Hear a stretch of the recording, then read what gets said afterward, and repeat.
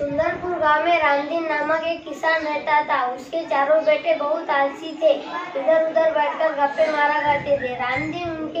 रामदीन उन चारों के भविष्य के बारे में सोचा करता था। एक दिन रामदीन उनके भविष्य के बारे में ही सोच रहा था। रामदीन की पत्नी रामदीन को एक उपाय सोचाती है।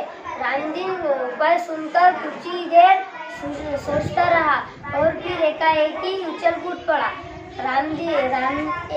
अगले सुबह रामदीन और रामदीन की पत्नी चारों भाइयों के पास गए और कहने लगे, हम दोनों अब बूढ़े हो चुके हैं, हम दोनों दूर की तीर्थ यात्रा पर जा रहे हैं। हमारे जाने के बाद घर में का धान्य समाप्त होने लगा, तो खेत में गाड़ा धन निकाल लेना।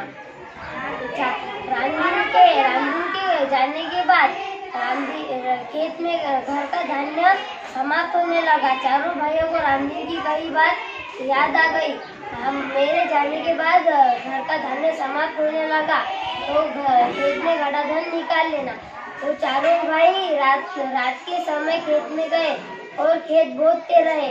फिर दो तीन रात चारों भाइयों ने खेत बोते रहे, फिर भी उन्हें खेत में गाड़ा धन नहीं मिला। तो चारों भाई अलगपन से घर जाने लगे। रामदीन का दोस्त हरिनाथ चारों भाइयों को कहने लगा, तुम रात के समय कहाँ जा रहे हो? हरिनाथ ने सब सुनकर उन्हें कुछ कहा। चारों भाइयों ने हरिनाथ की बात सुनकर खेत में अंगूर की बीज बोने लगे और खेत में फसल उगी है। बाजार में फसल के बोरे लेकर जा रहे थे। रामदीन और हरिनाथ की पत्नी दूर की तीर्थ यात्रा पर से आ रहे थे।